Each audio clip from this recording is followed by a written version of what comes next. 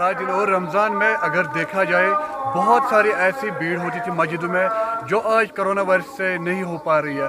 हमारे साथ यहाँ पर है दरगाह हजरत बल के एक लोकल रेजिडेंट, इनसे हम बात करेंगे, उनसे जानेंगे आज के दिन के हवाले से। सबसे पहले अपना नाम बताइए। नज़ीर अहमद मेरा नाम। नज़ीर अहमद, ये बताइए कि जो आज रमज़ान का पहला दिन और कोरोना वायरस भी है और यहाँ पर जो गवर्नमेंट ने ऑर्डर किया है कि मस्जिदों में नमाज न पढ़े, इसके बारे में क्या सोचते हैं? ये तो लाजमी है, इस वक्त जो कोविड-19 की वजह से पूरी दुनिया परेशान है और हमारा मुल्क और हमारी रियासत भी परेशान है, इसलिए लाजमी है कि नमाज अपने अपने घरों में पढ़ी जाए।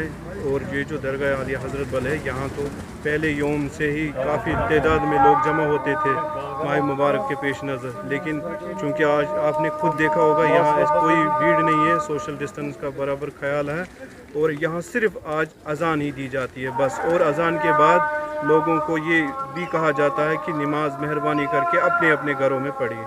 तो आपको लगता है कि जो गवर्नमेंट का इस फैसला है, जो लॉकडाउन है और मस्जिद में नमाज पढ़ने की इजाज़त नहीं दी, आपको लगता है ये सही फैसला है? ये तो हालात को मद्देनज़र रख कर ये तो 100% सही है, क्योंकि हमने देखा है बाहर की मुख्तलिफ जगहों पर, इसलिए लाजमी है कि ये सोशल डिस्टेंस रखना इस वक्त सबसे बड़ी ज़रूरत है। तो क्या मैसेज रहेगी उन लोगों के लिए जो मस्जिद में जाना चाहते हैं, वो नमाज पढ़ने के लिए आना चाहते हैं, उनके लिए क्या मैसेज रहेगी आपके लिए?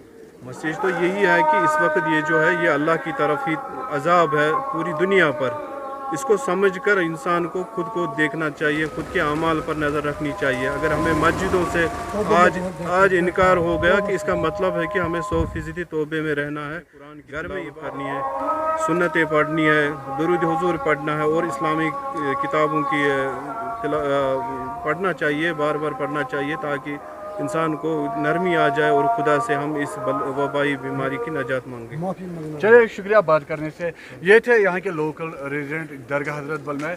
यहाँ पर आप देख सकते हैं यहाँ पर जो है पूरा लॉकडाउन है और मस्जिद में जो सिर्फ अजान हो रही है और अजान में यही कहा जाता है लोगों को आप अपने घर में नमाज पढ़िए ताकि जो मौलिक बीमारी है, जो वबाई बीमारी है, इससे हमें निजात पाए। खबर उर्दू के लिए मैं पठान जावेद।